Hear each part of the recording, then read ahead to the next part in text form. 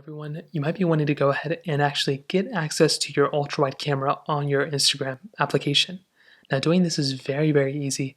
The first thing you want to do is you want to go ahead and make your way over to your Instagram app. So go ahead and open up Instagram and you want to make your way over to your story panel. You can get there by swiping to the side from your front screen.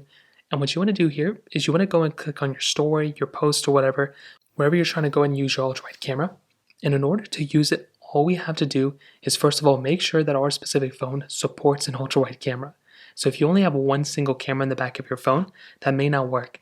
You want to type in like the model name of your phone or whatever on Google and just verify that you have an ultrawide sensor. Usually if you get that 0.5x zoom on your stock camera app, you basically see it. Now in our Instagram application, what we want to do is we want to take our two fingers like this and we want to zoom in just like that. And when we do that, you'll basically see a little ultrawide thing that just came up when we went ahead and did that. So I'll go and do it again. If we just go and zoom in, it'll go and just go back to normal. But if we go and zoom out, you'll basically see that ultrawide sensor. So now all we have to do is go and you can use our phone as we normally would. We can go and take a photo like this.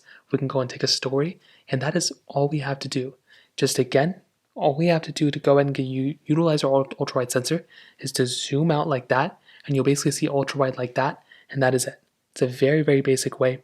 Now we still have actually some other modes that I'll make in a different video about. If you don't see that ultrawide sensor, just make sure you have the dual camera setup or triple camera setup up there, but make sure that other camera is a ultrawide sensor.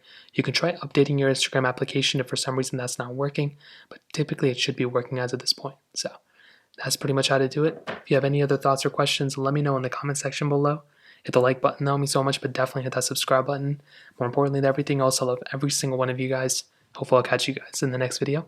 Peace out till then.